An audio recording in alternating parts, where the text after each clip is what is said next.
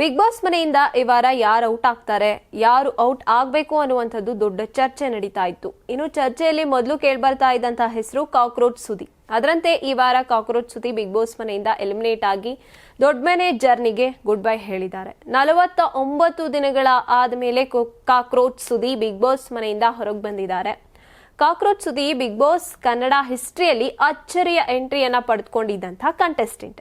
ಜನಗಳ ಹತ್ರ ಹೋಗಿ ಸ್ವತಃ ಬಿಗ್ ಬಾಸ್ ಮನೆಗೆ ಹೋಗ್ಬೇಕಾ ಅಥವಾ ಬೇಡವಾ ಅನ್ನೋ ಅಭಿಪ್ರಾಯವನ್ನ ಕೇಳಿದ್ರು. ಸ್ಪರ್ಧಿಯೇ ಜನಗಳ ಹತ್ರ ಹೋಗಿ ಈ ರೀತಿ ಅಭಿಪ್ರಾಯ ಕೇಳಿ ಬಿಗ್ ಬಾಸ್ ಮನೆಗೆ ಎಂಟ್ರಿ ಕೊಟ್ಟಿದ್ದು ಇದೇ ಮೊದಲು. ಹೀಗಾಗಿ ಅವರ ಎಂಟ್ರಿ ಇಂಟ್ರೆಸ್ಟಿಂಗ್ ಆಗಿತ್ತು. ಇನ್ನು ಕಾಕ್ರೋಚ್ ಎಂಟ್ರಿ ಕೊಡ್ತಿದ್ದಾರೆ ಅಂತ ಗೊತ್ತಾದಾಗ ಅಥವಾ ಎಂಟ್ರಿ ಕೊಟ್ಟ ಮೇಲೆ ಫೈನಲ್ ಲಿಸ್ಟ್ ನಲ್ಲಿ ಕಾಕ್ರೋಚ್ ಸುದಿ ಇರೋದು ಫಿಕ್ಸ್ ಅಂತ ಎಲ್ಲ ವೀಕ್ಷಕರು ಅಭಿಪ್ರಾಯ ವ್ಯಕ್ತಪಡಿಸಿದ್ರು. ಆದ್ರೆ ಕಾಕ್ರೋಚ್ ಸುದಿ ಈ ನಂಬಿಕೆಯನ್ನ ಅಷ್ಟಾಗಿ ಉಳಿಸ್ಕೊಳ್ಳೋಕೆ ಆಗ್ಲಿಲ್ಲ ಅನ್ನೋದು ವೀಕ್ಷಕರ ಅಭಿಪ್ರಾಯ. ಕಾಕ್ರೋಚ್ ಸುದಿ ಈ ವಾರ ಎಲಿಮಿನೇಟ್ ಆಗ್ತಾರೆ ಅಂತ ಅನೇಕರು ಊಹಿಸಿದ್ರು. ಅದರಂತೆ ಈ ವಾರ ಕಾಕ್ರೋಚ್ ಸುದಿ ದೊಡ್ಡ ಮನೆಯಿಂದ ಔಟ್ ಆಗಿದ್ದಾರೆ. ಈ ಮೂಲಕ ಬಿಗ್ ಬಾಸ್ ಜರ್ನಿಗೆ ಗುಡ್ ಬೈ ಹೇಳಿದ್ದಾರೆ ಸುದಿ. ಅಂದಹಾಗೆ ಇದು ದೊಡ್ಡ ವಿಪರ್ಯಾಸ ಅಂತ ಹೇಳ್ಬೋದು. ಯಾಕಂದ್ರೆ ಮಿನಿ ಫಿನಾಲೆಯಲ್ಲಿ ಕಾಕ್ರೋಚ್ ಸುದಿ ವಿನ್ ಆಗಿ ಸ್ಪೆಷಲ್ ಪವರ್ ಅನ್ನ ಪಡೆದುಕೊಂಡಾಯಿದ್ರು. ಇನ್ನು ಕಳೆದ ವಾರ ನಾಮಿನೇಟ್ ಆದಾಗ ಆ ಪವರ್ ಅನ್ನ ಕೂಡ ಅವರು ಬಳಸಿ ಕಾಕ್ರೋಚ್ ಮನೆಯಲ್ಲಿ ಉಳಿದುಕೊಂಡ್ರು. ಆದ್ರೆ ಈ ವಾರ ಸುದಿಗೆ ಯಾವುದೇ ಪವರ್ ಇರಲಿಲ್ಲ.